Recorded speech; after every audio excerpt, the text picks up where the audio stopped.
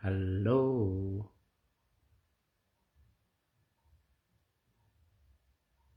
শুভ নববর্ষের এখন সন্ধ্যা। সান্ধ্যকালীন অনেক অনুষ্ঠান হচ্ছে। কিছুক্ষণ আগে মাত্র আমার এক ছোট ভাই হাবিবুর রহমান হাবিবের সাথে কথা হলো ভিডিওতে। সে আমাকে ভিডিওতে দেখাইল অনেক সুন্দর প্রোগ্রাম হচ্ছে, সাংস্কৃতিক অনুষ্ঠান। আমরা কনফারেন্সে ছিলাম, আমার এক অস্ট্রিয়ান ফ্রেন্ডও দেখেছে, সেও খুব খুশি হলো, বললো যে ও Bangladeshi happy new year programme এত সুন্দর, এবং সে বাংলাদেশে যাওয়ার জন্যে আগ্রহ প্রকাশ করেছে। ও মাই গড, আমরা বাংলাদেশে সোলার এনার্জি নিয়ে কাজ করতে চাই। শুভ নববর্ষ জনাব মোশাররফ হোসেন মন্টু সাহেব, আপনার খবর কি? আপনাকে তো পাই নাই। আপনি কি কি অনুষ্ঠান করেছেন আজকে? দেখি আপনাকে আমরা এখানে অ্যাড করি। আসুন, আমার সাথে অ্যাড হওয়া হয়েছে, ইনভাইটেশন দিছি। জনাব মোশাররফ হোসেন মন্টু, রাজনীতিবিদ, সমাজকর্মী, শিক্ষানবিশ, শিক্ষানুরাগী, আরও অনেক গুণে গুণান্বিত। TA Rifan, welcome. MH. Shanto, স্বাগতম, শুভেচ্ছা।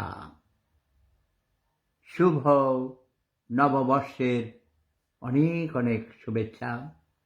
নতুন বছরটি আমাদের সবার জন্যে অনেক অনেক অনাবিল আনন্দ নিয়ে আসুক।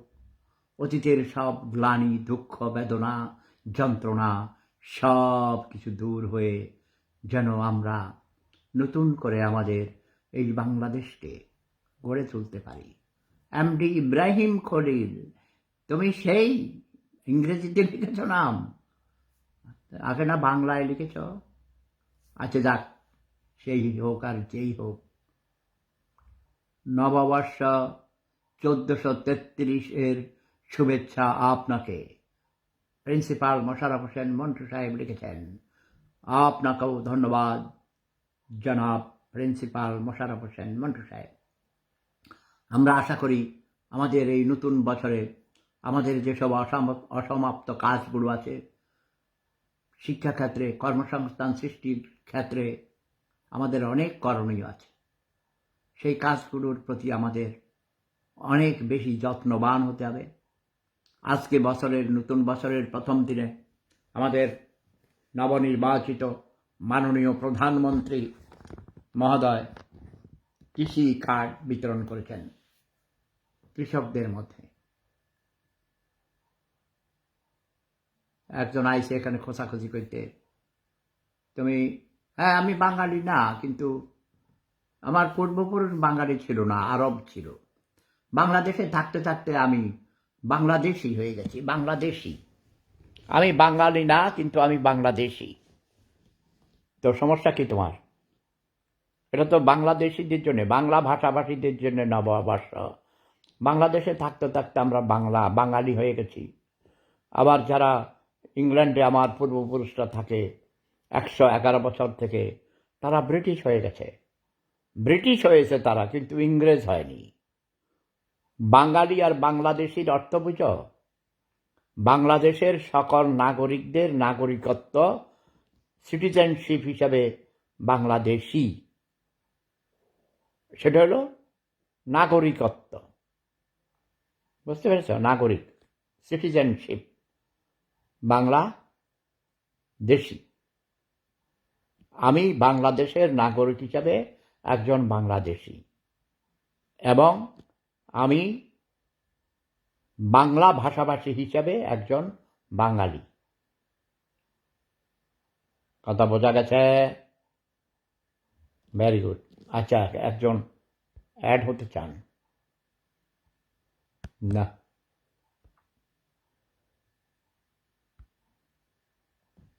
আরো অনেকেই আইতে চায়, কিন্তু সেলিম মজুমদার আমাদের প্রতিবেশী, পাশের গ্রামের, সৌদি আরবে তিনি থাকেন। কেউ কেউ তোমরা আসতে চাও,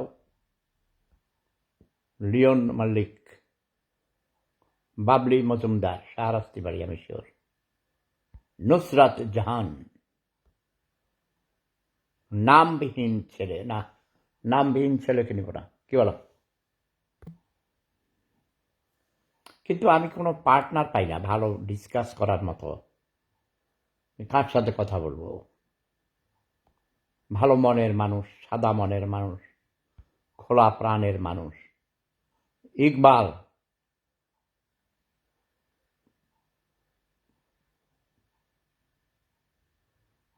হ্যাঁ, শুভ নববর্ষ। এই ইকবাল, তোমার কাজের সাথে কথার মিল নেই কেন? কথার সাথে কাজের মিল নেই কেন? তোমাকে আমি খুঁজতেছি।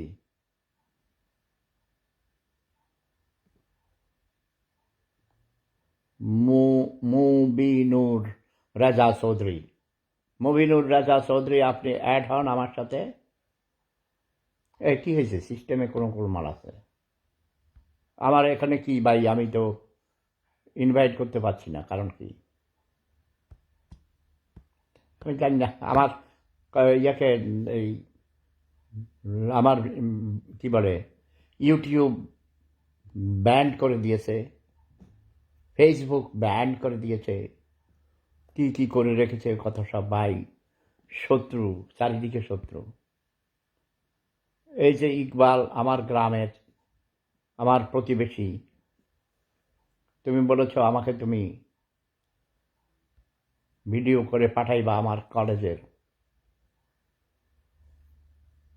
এমএস শান্ত বলেছেন আপনার কণ্ঠে একটা গান শুনতে চাই, জনপ্রিয় কণ্ঠশিল্পী জেমস গ্রুপের গান। এগুলি আমি জানি না, জেমস গ্রুপের অন্য অন্য এসব জানি না। তবে আমার নিজের লেখা, ছোটবেলায় মেয়েদেরকে পটাবার জন্য আমি গান লিখেছি, কবিতা লিখেছি, সেগুলো শুনবা। সাগরেতে জল আছে, বালি নেই তলাতে, তুমি কি পারো আমায় গান গেয়ে ভোলাতে, গান গেয়ে ভোলাতে।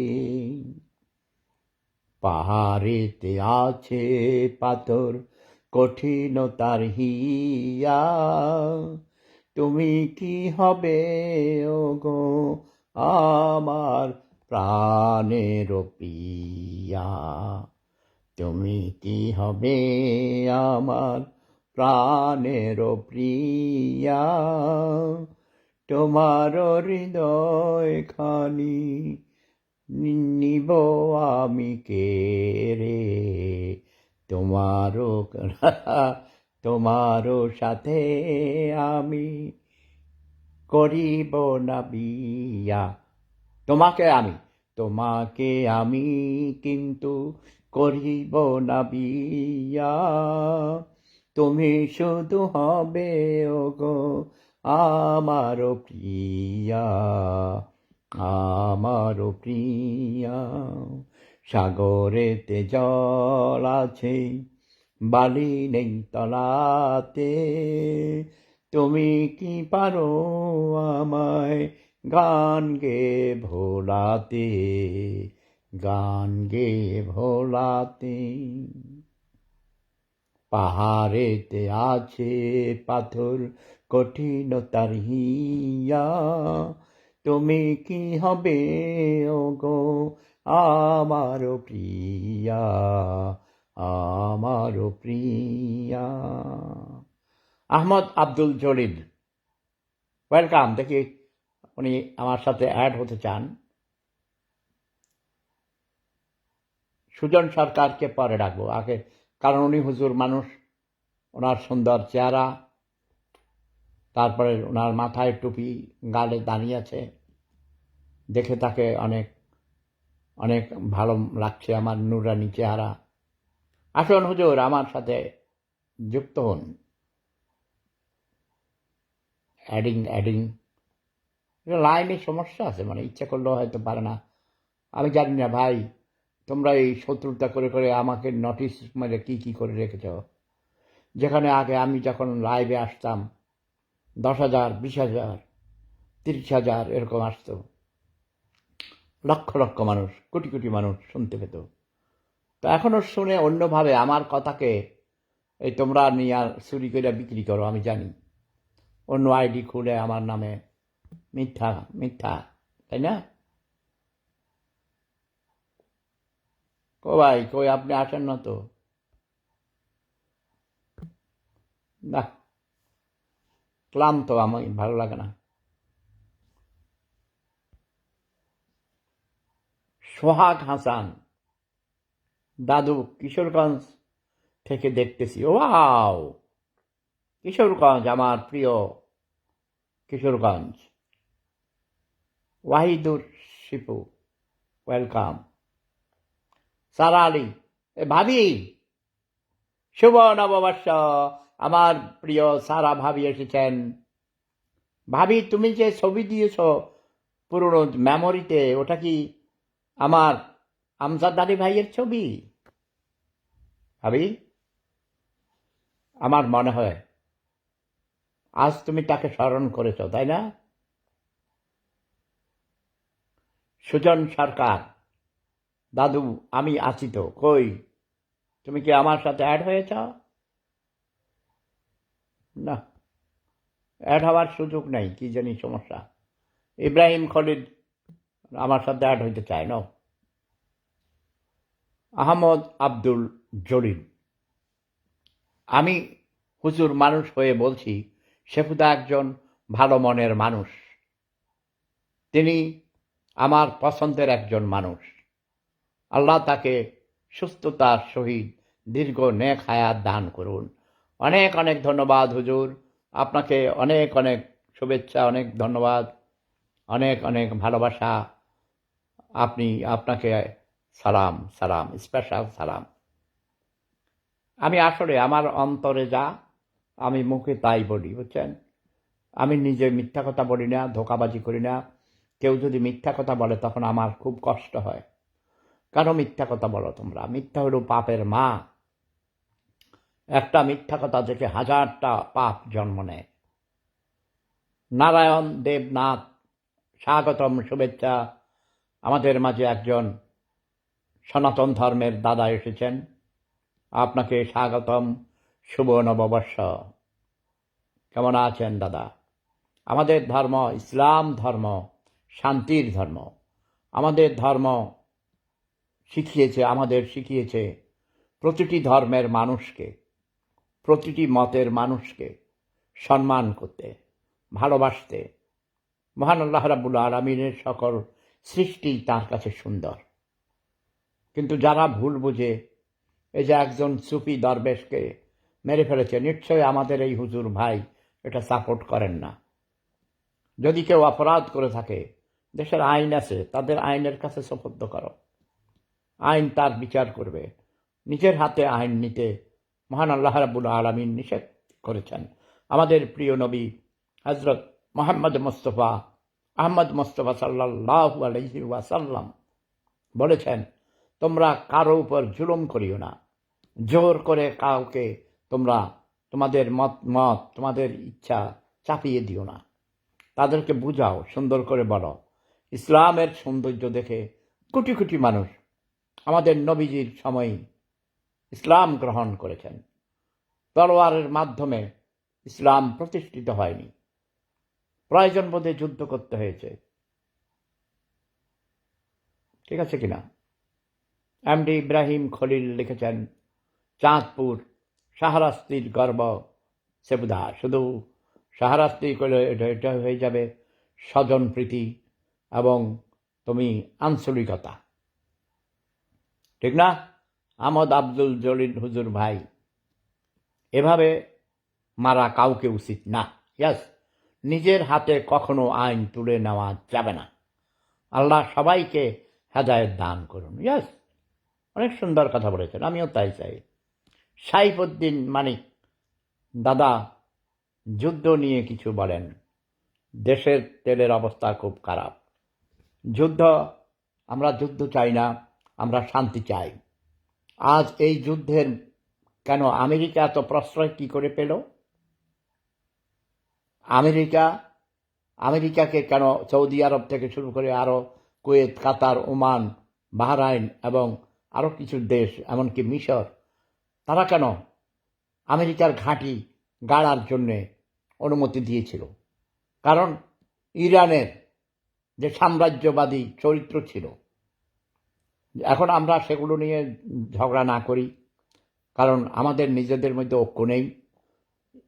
ঐক্য হলো সবচেয়ে শক্তি। ওকে, ইউনিটি ইজ এ স্ট্রেংথ। যদি নিজেদের মধ্যে একতা না থাকে, তাহলে বাহিরের শত্রু এসে আমাদেরকে বিভক্ত করে দিয়ে আমাদের দুর্বল করে দিতে পারে। আজকে এত দুঃখ হয়, কলিজা ফেটে যাওয়ার মতো দুঃখ ভাই। মুসলমানদের দেশে দুনিয়ার সব মহান আল্লাহ রাব্বুল আলামিন এমন করে দিয়েছেন তেল, গ্যাস, সোনা, হীরার খনি, ও মাই গড, ইউরেনিয়াম, সব কিছু দিয়েছে। কিন্তু আজ আমরা মুসলমানরা সেগুলোর সদ্ব্যবহার করতে পারছি না। আমরা নিজেরা ভাইয়ে ভাইয়ে মারামারি কাটাকাটি করি। আমরা শিয়া সুন্নি বানাইয়া আমরা নিজেরা মুসলমানকে বলি কাফের। এই যুদ্ধ চলাকালীন সময়েও বাংলাদেশে একটা অথর্ব, সে কোনো হুজুর হইতেই পারে না। এই লোকটাকে আমি অনেক বছর থেকে তার কথাবার্তা শুনি, সে শুধু ঝগড়া লাগায়। সে বলেছে যে ইরানের লোকরা হলো শিয়া এবং শিয়ারা মুসলমান না, শিয়ারা হলো কাফের। কাজে শিয়াদেরকে আমেরিকা মেরে ফেলুক, তাদের দেশ ধ্বংস করে দিক, তাদের মেয়েদেরকে কলেজে স্কুলে মেরে ফেলুক, তাদের বাচ্চাদের, এতে তার কোনো কষ্ট নেই। নো, আমার কাছে মানুষ, প্রতিটি মানুষই মানুষ, কাউকেই হত্যা করা যাবে না, যুদ্ধ করা যাবে না। যুদ্ধ কোনো দিন শান্তি আনতে পারে না। কাজেই এই যুদ্ধ বন্ধ করতে হলে আগে মুসলমানদের মধ্যে একতা গড়ে তুলতে হবে, ঐক্যবদ্ধ হতে হবে। তাইলেই শত্রুরা আমাদেরকে ভয় পাবে, ভয় পাওয়ার দরকার আছে। আজকে আমাদের তেলের খনি, সোনার খনি, হীরার খনি, আমাদের গ্যাস, যত কিছু নিয়ে যাচ্ছে এই বিধর্মীরা, অন্য ধর্মের লোকরা, আমেরিকান সাম্রাজ্যবাদ, একচেটিয়া পুঁজিবাদীরা। কেন আমরা সেই সুযোগ তাদের দিলাম? আজ বাংলাদেশেও দেখুন, বাংলাদেশকে এই ডক্টর ইউনূস, এই অথর্ব, এই সুদি ইউনূস, সুদখোর, মিথ্যুক, ধোঁকাবাজ, প্রতারক, সে আমাদের বাংলাদেশকে একটা আমেরিকার ঘাঁটি বানাবার জন্যে সেন্ট মার্টিন দ্বীপ দিয়ে দিচ্ছিল, প্রায় দিয়ে দিয়েছিল। আমাদের জনগণ সবাই ঐক্যবদ্ধভাবে আমরা আন্দোলন করেছি জাতীয় এবং আন্তর্জাতিক পর্যায়ে। এতে করে সে আর দিতে পারে নাই, তাকে আমরা ভাগিয়ে দিয়েছি। বর্তমানে আমাদের নতুন সরকার, নতুন প্রাইম মিনিস্টার, আমি আমাদের মাননীয় প্রধানমন্ত্রী তারেক রহমানের দৃষ্টি আকর্ষণ করছি, আসুন আগে নিজেদের মধ্যে ঐক্য গড়ে তুলি। আমরা নিজেরা যদি একতাবদ্ধ হই, তাহলে আমাদেরকে বহিঃশত্রু কখনো আক্রমণ করে আমাদেরকে কোনো ক্ষতি করতে পারবে না। আমরা এই যে দেখেন, ইরানের তেল দিয়ে চীন চলে। আজ আমরা রাশিয়ার থেকে তেল কিনতে হলে আমেরিকার অনুমতি নিতে হয়। এই ধরনের বাণিজ্য চুক্তি, অসম বাণিজ্য চুক্তি করেই আমাদেরকে হাত পা বন্দি করে রেখে গেছে এই ডক্টর ইউনূস নামক এই অথর্ব কুলাঙ্গার। ঠিক কিনা ভাইয়া? এই যে আমাদের আহমদ আব্দুল জলিল ভাইয়া লিখেছেন, একজন হুজুর হয়ে দেখা, উনি কত জ্ঞানী, কত জ্ঞান রাখেন, আন্তর্জাতিক পর্যায়ে উনি অনেক খবর রাখেন। মুসলমান কখনো ধোঁকাবাজ করতে পারে না। কিন্তু আফসোস, আমাদের বাংলাদেশে আজ মুসলমান শুধু দুই নম্বরই করে, একে অপরকে দেখতে পারে না, তাই না? অনেকের ক্ষতি করে, পিছে গীবত খায়। কেউ ভালো কাজ করলে সেটা তারা পছন্দ করে না, আরও এই বদনাম করে পিছে। আল গিবাতু আসাদ্দু মিনাল জিনা। মানুষের পিছনে বদনাম করা, গীবাত খাওয়া হলো জিনা করার মতো অপরাধ। কেউ বলেন মরা ভাইয়ের পচা রক্ত খাওয়ার মাংস মরা ভাইয়ের মাংস খাওয়ার মতো অপরাধ, ঠিক না? এই ঘুণে ধরা দেশে সেবুদার মতো একজন মানুষ খুব দরকার।